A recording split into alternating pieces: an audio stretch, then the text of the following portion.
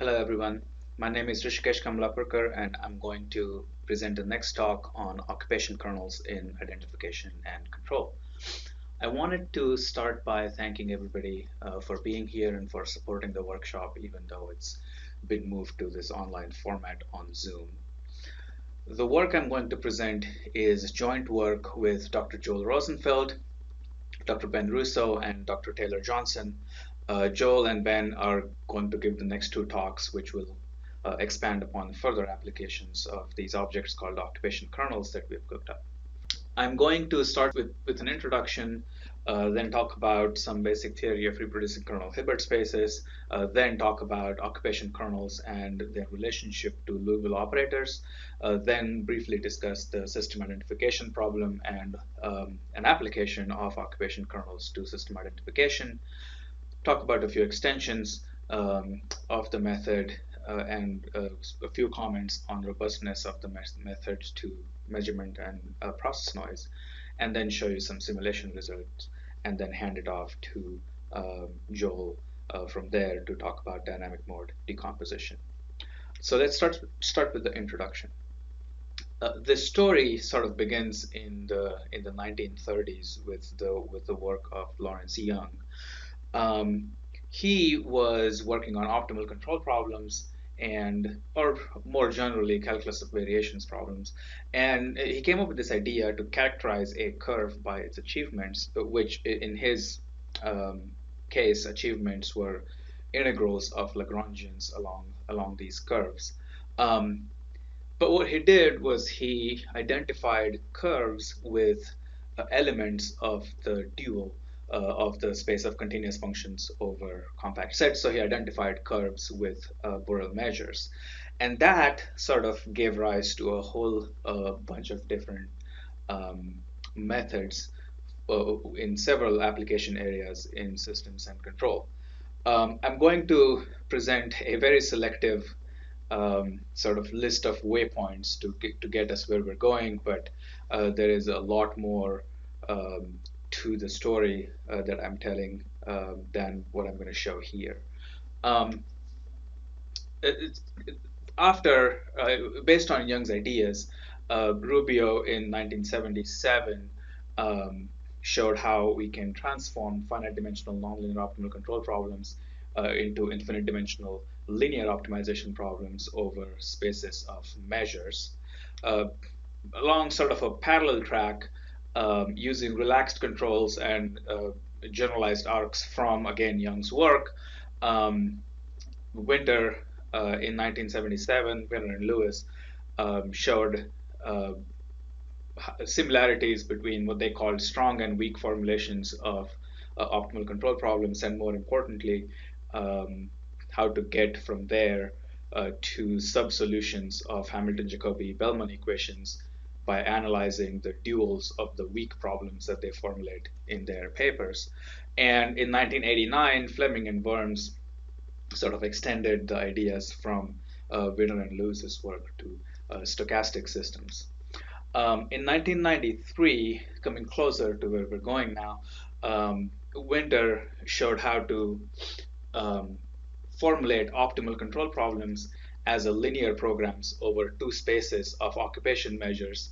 And the measures that are used in this work, the occupation measures are slightly different from the measures that we get, which are Young measures in the formulation by Rubio. From there, we have, again, similar analysis of duals of this dynamic, of these linear programs, and analysis on duality gap for deterministic systems, and some interesting applications of these techniques to infinite horizon optimal control problems under some conditions on forgetting factors. Early 2000s is where we start to see a lot of numerical methods being developed to solve these linear programs or convex programs over the spaces of measures for stochastic systems. And that brings us to the work in deterministic systems that motivates our research. That's Jean Lasserre's work in 2005, who we heard from this morning.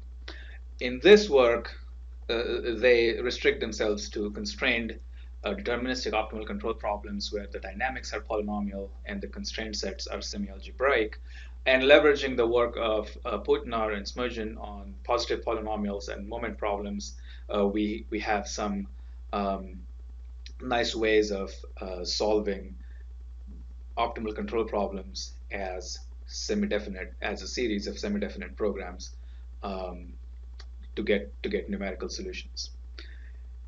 The one issue with this work was that yes, you could solve the optimal control problems in the sense that you could find the optimal value corresponding to any initial conditions, and from there you could reconstruct the optimal value function. But backing out what the optimal controller was in a feedback form was sort of tricky. Um, Majumdar and in collaboration with Ram Vasudevan and co-authors, again, who we heard from this morning, solved that problem in 2014, where they came up with a linear programming formulation of a nonlinear deterministic optimal control problem from which you could extract the optimal controller in a feedback form.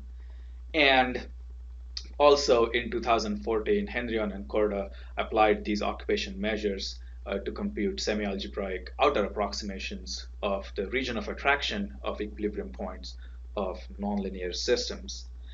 Along a slightly different but related track, in 2013, Raghunathan and Vaidya, who we heard from this morning, developed similar techniques to get from nonlinear optimal control problems to linear programs using Lyapunov measures in the discrete time case. Okay, so the motivating observation for our work on occupation kernels has been that if we formulate all of this in reproducing kernel Hilbert spaces instead of spaces of continuous functions, we can formulate these infinite dimensional linear programs in function spaces instead of measure spaces. So we're dealing with optimization over functions, not optimization over measures. And then we use kernel tricks for computations instead of using moment problems. And that's sort of the motivation behind developing this new idea of occupation kernels. And what that means is we're no longer talking about polynomial dynamics, although polynomial dynamics is certainly encompassed within the theory.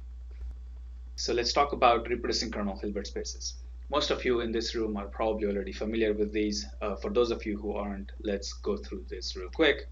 Reproducing kernel Hilbert spaces are spaces of functions from some set capital X to a field of either real or complex numbers. For most of this talk, all of it, we will only talk about real valued functions, so real valued reproducing kernel Hilbert spaces and not really the complex valued ones. But these functions are all characterized by the property that for any element little x in capital X, the evaluation functional, which is the map that takes a function f in the Hilbert space to its value f of x, is a bounded map, bounded in the sense of operator norm, right? And on these reproducing kernel Hilbert spaces, we have kernel functions, and the kernel functions are defined through the Riesz representation theorem. So for every element little x in this capital X, we are guaranteed a unique function k sub little x, which lives inside the reproducing kernel Hilbert space capital H, such that for any other function inside the same reproducing kernel Hilbert space, has the property that the inner product between f and this k sub x realizes the evaluation f at x, right? So once we have this k sub x and k sub y for another point little y inside the set capital X, we can define a function of two variables, which is capital K of x comma y, defined as the inner product between k sub y and k sub x, and we're going to call that a function of two variables, the kernel function.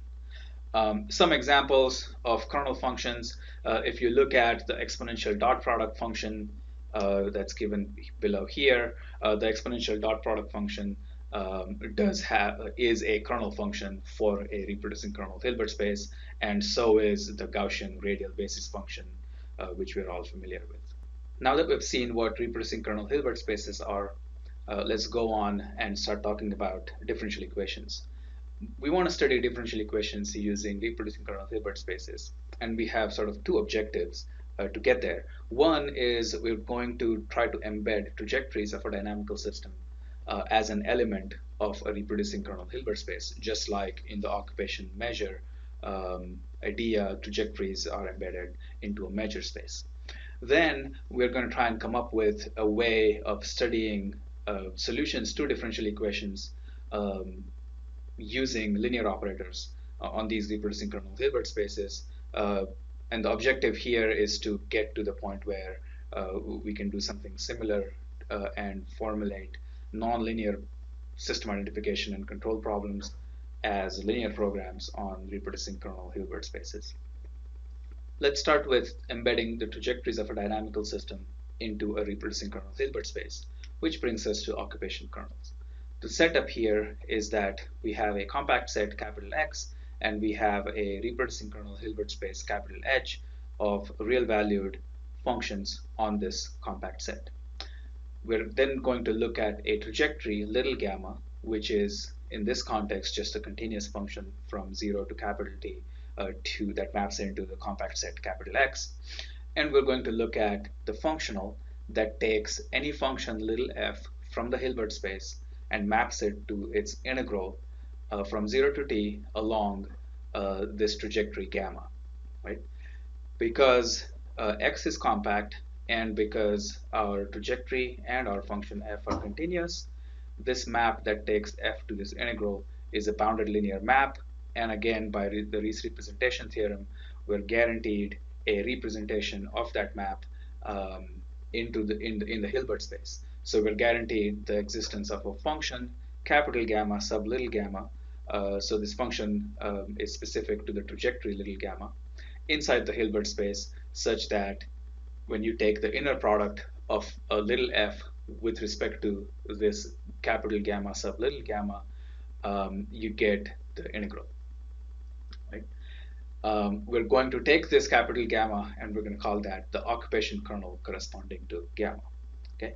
So what we have here is, given any function f on the reproducing kernel Hilbert space, we have another function capital gamma that corresponds to the trajectory that we picked, that realizes the integral of f along that trajectory through the inner product.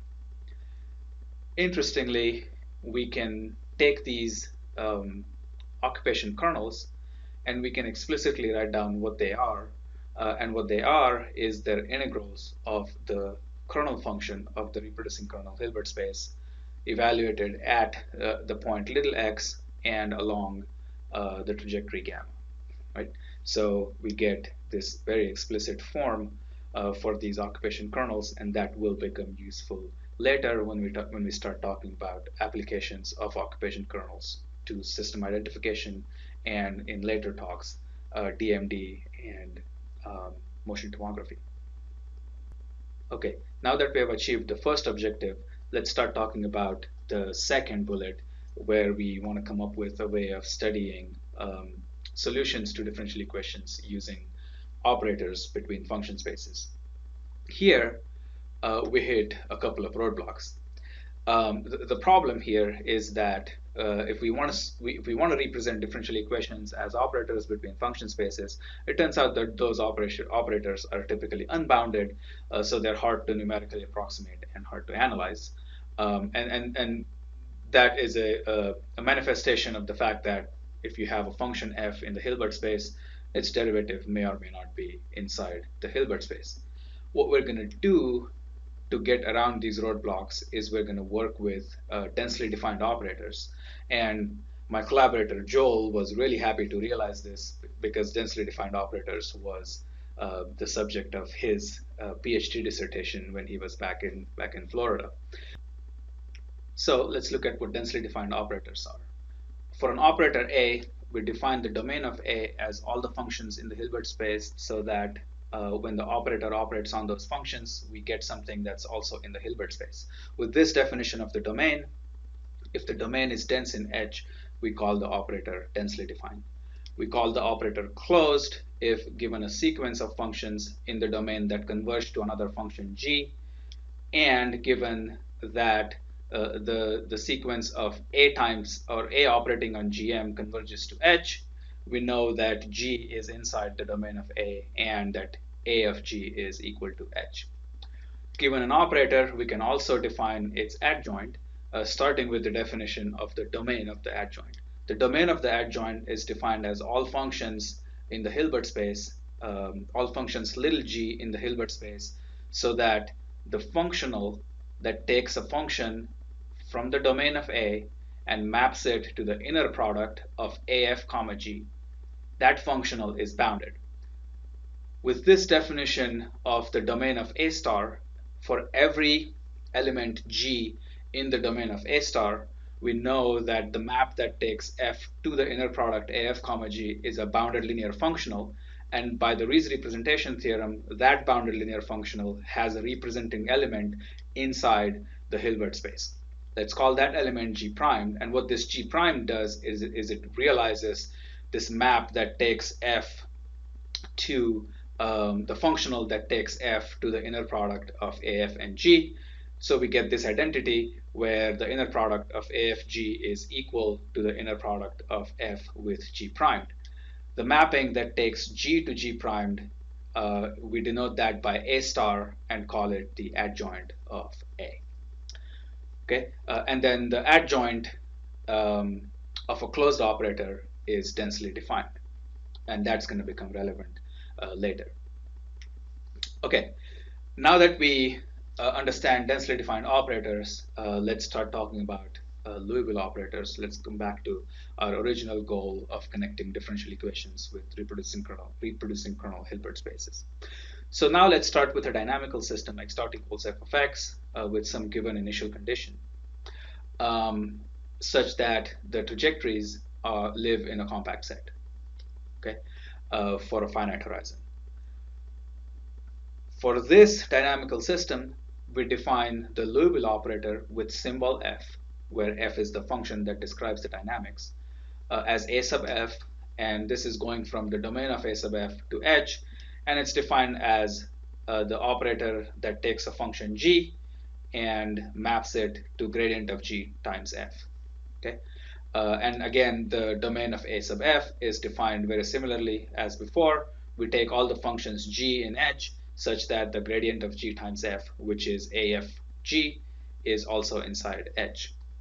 And from here, we get a theorem for reproducing kernel Hilbert spaces of continuously differentiable functions. And this theorem, again, is going to be important when we formulate this relationship between dynamical systems and reproducing kernel Hilbert spaces. All that this theorem is saying is that if a sub f has a non-trivial domain, then a sub f is a closed operator. And as a consequence of that, we know that the adjoint of a sub f is densely defined because of the lemma on the previous slide. To establish the connection between dynamical systems and reproducing kernel Hilbert spaces, we're going to need to work with dynamical systems for which this Liouville operator is densely defined. And the question is, what kinds of dynamical systems are those? A complete characterization of dynamical systems where the Liouville operators are densely defined is difficult, but we can talk about some examples. If f of x is polynomial, then a sub f maps polynomials to polynomials, and you can show that in the reproducing kernel Hilbert space corresponding to the exponential dot product kernel function, a sub f is actually densely defined. In the following development, we're going to make an assumption that the dynamical systems that we're working with have Liouville operators that are densely defined. And again, the exact class of these dynamical systems is difficult to characterize, and that's something that we have not done yet. Now let's start developing relationships between these different objects that we've defined. We'll start with the relationship between Liouville operators and occupation kernels. The setup here is that we have a reproducing kernel Hilbert space of continuously differentiable functions over some compact set X, and we have a differential equation x dot equals f of x, where f is a Lipschitz continuous function. And we're looking at a trajectory of this differential equation over some time interval 0 to capital T that lives entirely in the compact set X. Given that setup, we actually know that the occupation kernel corresponding to that trajectory lives in the adjoint of the Liouville operator with symbol f. That's the first conclusion here. And the second is that we can precisely calculate the action of the Liouville operator on the occupation kernel, and that is given by this difference of kernel functions evaluated at the endpoints of the trajectory, where capital K is the kernel function of the reproducing kernel Hilbert space, capital H, that we started with. Because ideas in this proof are going to be relevant later, let's quickly look at a sketch of the proof. So gamma is our trajectory of the a solution of the differential equation, and g, little g, is a test function, which is any function in the reproducing kernel Hilbert space H, and more specifically, any function in the domain of the Liouville operator f. So when you take the inner product of AFG with the occupation kernel, by the definition of the occupation kernel, what you get is you get the integral from 0 to t of AFG evaluated along this trajectory little gamma, which is precisely what we have here. And from the chain rule, we know that that is just a difference of the test function evaluated at the two endpoints of the trajectory. Because we're working in a reproducing kernel Hilbert space, we then use the reproducing property of the kernel function to express this difference of g evaluated at the two endpoints as an inner product of g with this function, which is just the kernel function evaluated at two different endpoints. Right? As a result, we get this bound, which is actually establishing a bound on the norm of the functional that takes this test function g to this inner product, which means that the functional that takes g to this inner product is a bounded linear functional, which establishes the fact that gamma sub gamma is inside the domain of the adjoint, because that's how we defined the domain of the adjoint. Also, from this representation of the inner product between AFG and the occupation kernel as the inner product between g and the difference of kernel functions, this is exactly the adjoint relation, and because adjoints are unique, we know that the difference of the kernel functions must actually be equal to the action of the adjoint on the occupation kernel gamma sub gamma. In summary, valid trajectories for a dynamical system appear as occupation kernels that are actually in the domain of the adjoint of the Liouville operator, and the fact that the action of the Liouville operator on a test function inner product with the occupation kernel just gives you the difference when the test function is evaluated at two endpoints of the trajectory is immensely useful in system identification. We can actually extend the theorem above quite a bit. If we have a reproducing kernel Hilbert space of continuously differentiable functions and a densely defined Liouville operator with symbol f, and a continuously differentiable function gamma from 0 to t that maps into capital X. Now this gamma doesn't have to be a solution of a differential equation or anything like that. This could be any continuously differentiable function. Then we actually know that the occupation kernel corresponding to this continuously differentiable trajectory gamma is in the domain of the Liouville operator, of the adjoint of the Liouville operator with symbol f. In fact, we also know that for a given x naught, the kernel function of the reproducing kernel Hilbert space with the second argument fixed at x naught is actually also in the domain of the adjoint of this Liouville operator.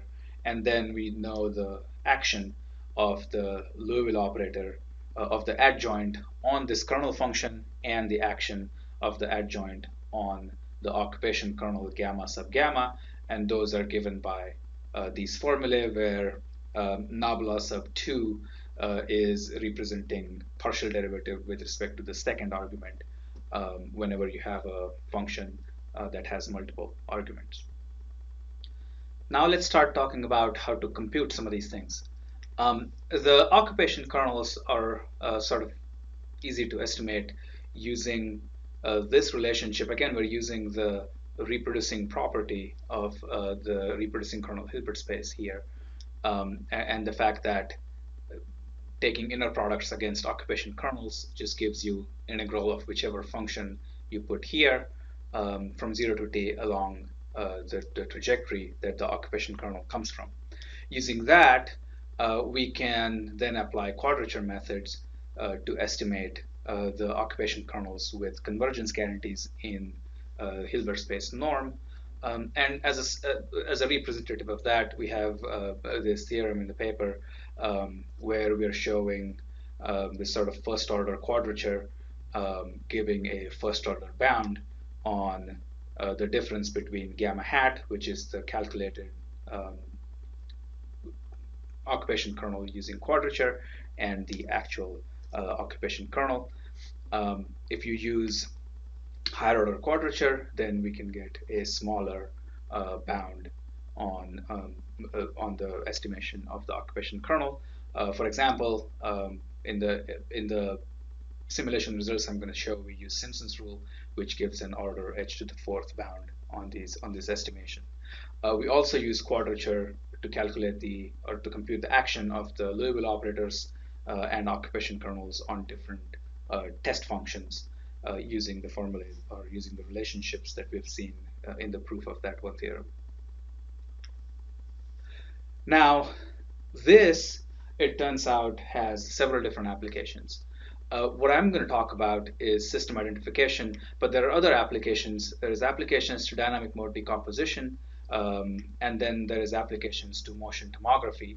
And then as a part of ongoing research, we are exploring applications of these tools to several different problems, including optimal control, reachability, control synthesis, and more.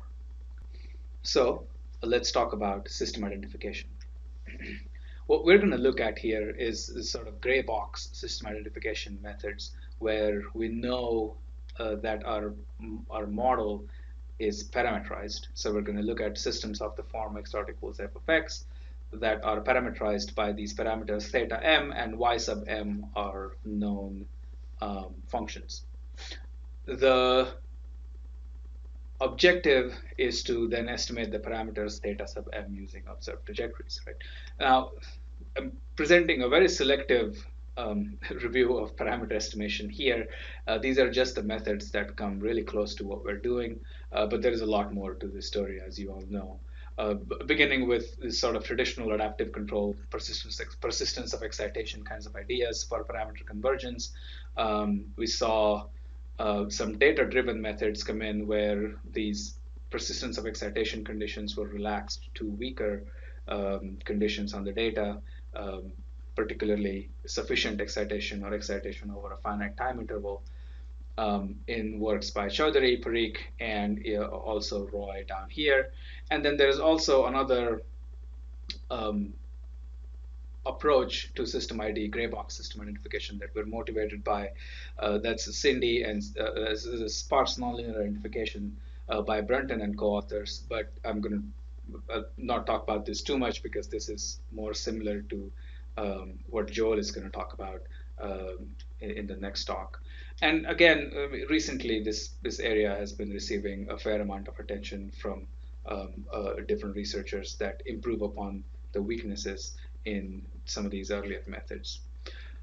We're not going to discuss system identification from the sort of the input-output map point of view, where Fourier analysis, wavelet analysis, Volterra series, so Narmax kind of techniques, dynamic mode decomposition, which we will get to, or Joel will get to in the next talk, and then more recently, kernel methods for system identification have been studied. We'll stay with, for this talk, with this gray box adaptive estimation kind of ideas. So let's see how we formulate and solve this problem. we're given a compact set, we're given a collection of trajectories of a dynamical system that all stay in that compact set, and we're given a parameterization of the dynamics in terms of these basis vectors ym. And we want to calculate the parameters theta m to then reproduce the observed behavior given an initial condition. We're going to make a couple of assumptions, and we'll discuss what those mean in a minute. We're going to assume first that the Liouville operators with symbol y sub I corresponding to all of these basis functions are densely defined. And not only that, but we'll actually assume that they have a common dense domain, which by that what I mean is the intersection of all of their domains is actually also dense in H. Um, this this assumption is satisfied by polynomial dynamics when you look at the exponential dot product reproducing kernel Hilbert space. But again, beyond that, characterizing systems that satisfy this assumption is difficult. We'll also assume that the kernel functions of the reproducing kernel Hilbert space have sort of these set of centers where this set of kernel functions evaluated at the set of centers is in the domain, in the common domain of the Liouville operators with symbol y sub I. We can work with other collections of basis functions. It doesn't have to be kernel functions. It doesn't have to be the kernel function of the reproducing kernel Hilbert space, but we do need a set of basis functions that is also in the common domain of all of these Liouville operators that have a dense span in the reproducing kernel Hilbert space. Now, what helps us with the system identification is the fact that if we are given a dense collection of centers C sub S, and if we look at the occupation kernels corresponding to all these trajectories that we have observed, we can get these relationships down here between those two. The fact that the first inner product is equal to this summation over here is just a consequence of linearity of inner products and linearity of the Liouville operators. The middle equality follows from taking k of dot comma cs as test functions and evaluating the inner product of AF with those using what we saw in the proof of that theorem that we looked at a few minutes ago.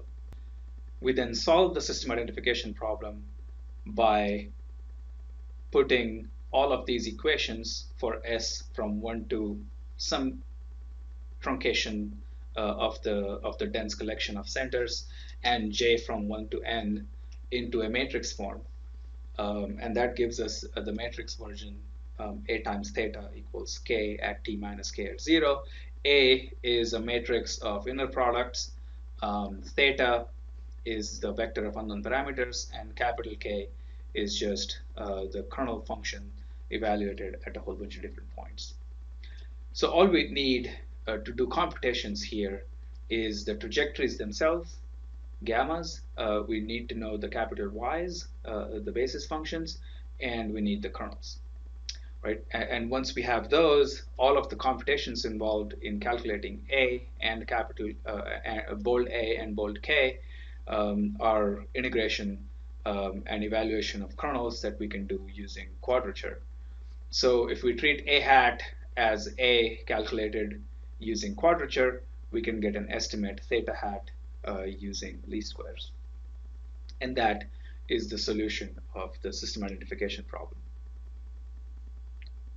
Putting the system ID problem in this framework of reproducing kernel Hilbert spaces allows us to analyze a few robustness properties, specifically robustness to measurement noise and impact of process noise on all of this, this process.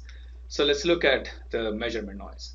There's two sources of where the measurement noise will affect the computations on the preceding page. One is evaluation of these inner products, which are just integrals evaluated using quadrature, and then evaluating the difference of the kernel functions at the two endpoints.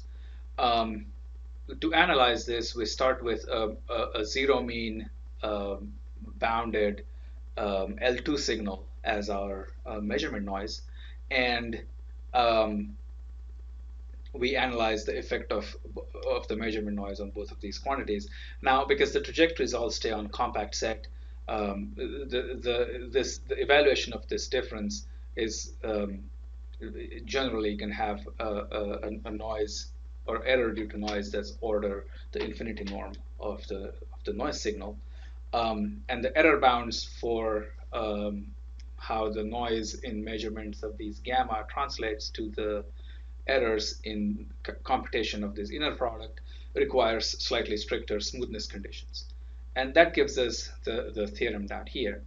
So if we have a reproducing kernel Hilbert space consisting of now twice continuously differentiable functions instead of continuously differentiable functions, and if we know that this y sub I is continuously differentiable instead of just Lipschitz for each I, then we can show that the error due to noise is big O of the time interval times sigma of epsilon, where sigma of epsilon is the standard deviation of this error signal with respect to the uniform probability distribution over 0 to t.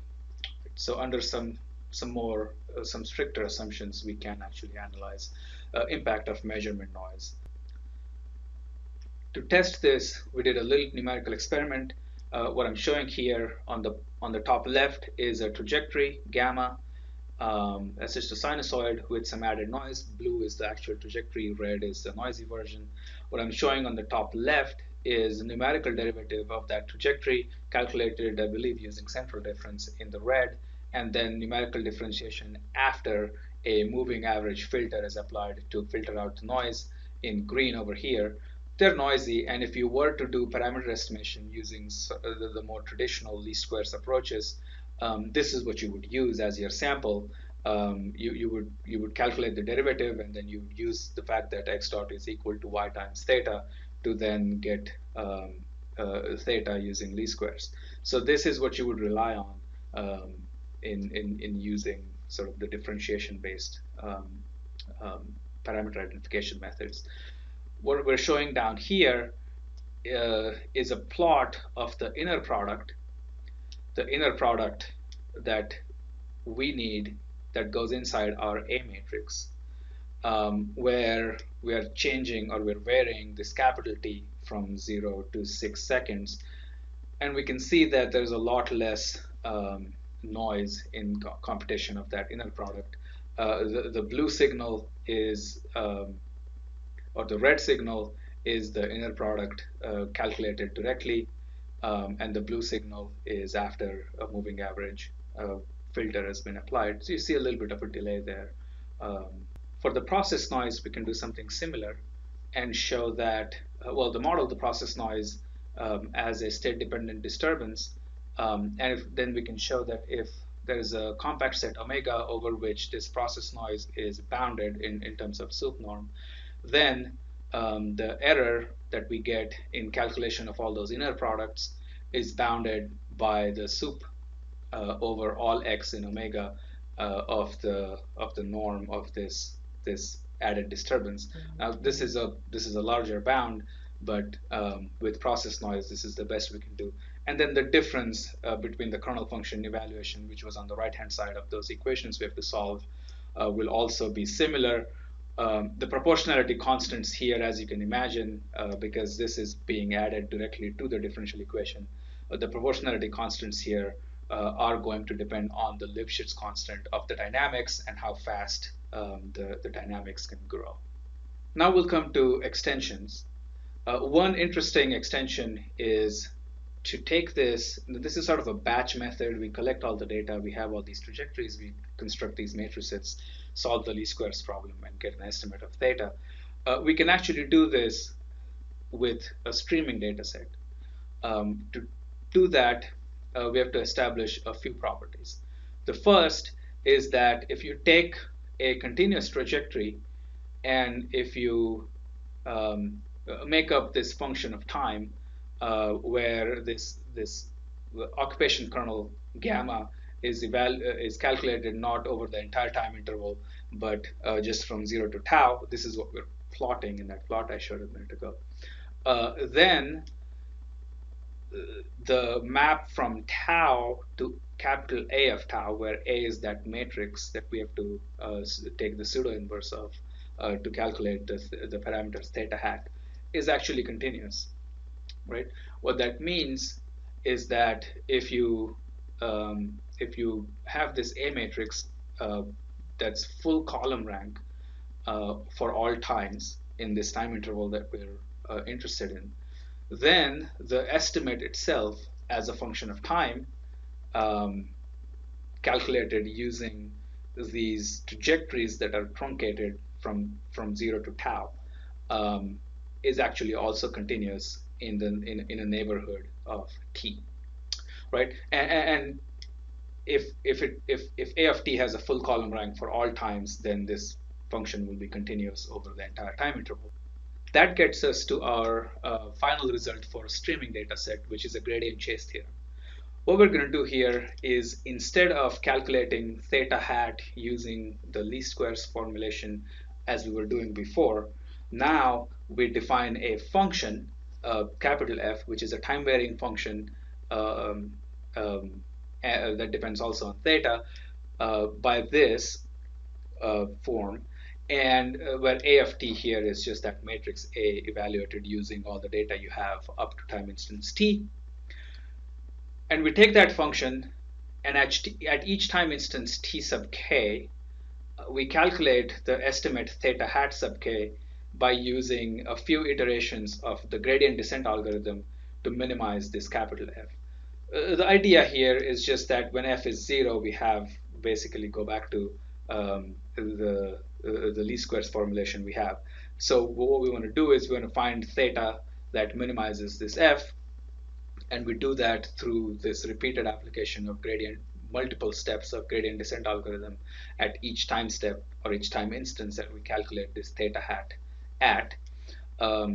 So what that looks like is, at each time instance t sub k, my theta hat sub k superscript s plus 1 is going to be theta hat sub k superscript s plus some step size times the gradient of this capital F that we defined here, evaluated at theta hat sub k superscript s and the time instance tk. I'm going to do this mu times, and then I'm going to set my estimate theta hat sub k to be theta hat sub k superscript mu.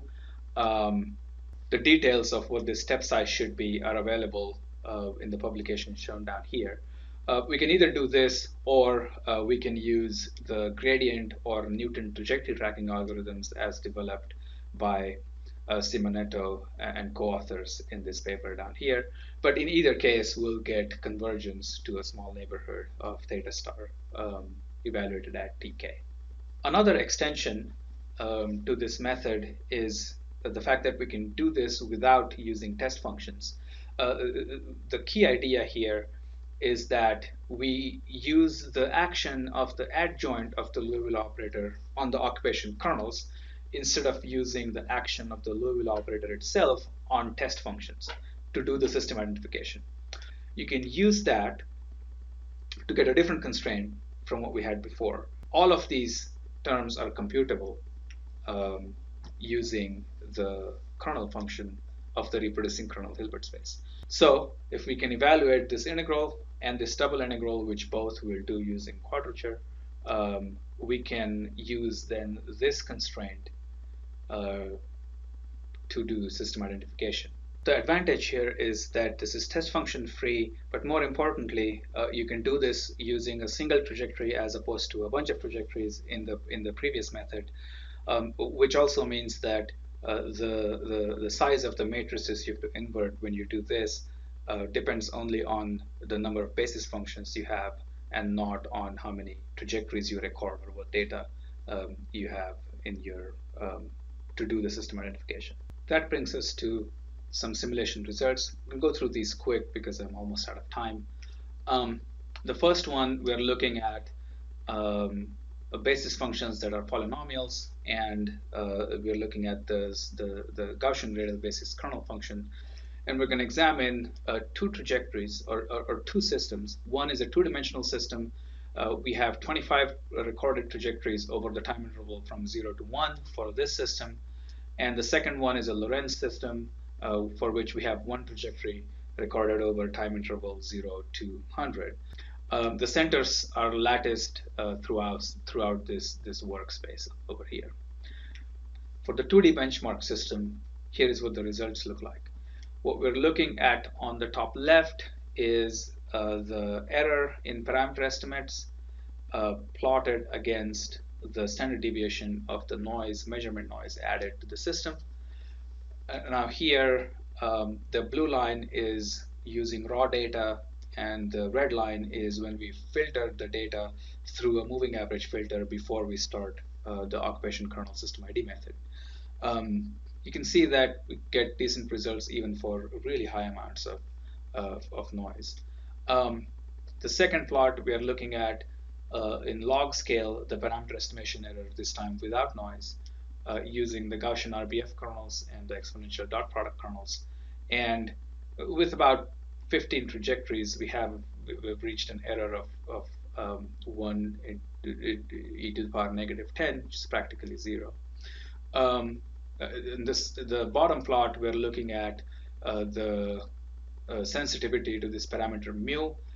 We see some sensitivity, but again, this is log scale, so all of these errors are really small. And again, this is done without added noise. With noise, obviously, the errors will be larger. For the Lorentz system, without noise, we have this table of the parameters that were estimated corresponding to the basis functions shown in the first column over here, and the first column here, or the third column, is using the whole trajectory as a single trajectory. The second column is 10 segments, and the third column is using 100 segments. And in all cases, we have errors that are of the order of 10 to the negative 5, 10 to the negative 6. We also use this method to solve a system identification problem from the nonlinearbenchmarks.org website, where they have published experimental data from a whole bunch of systems for people to use as benchmarks.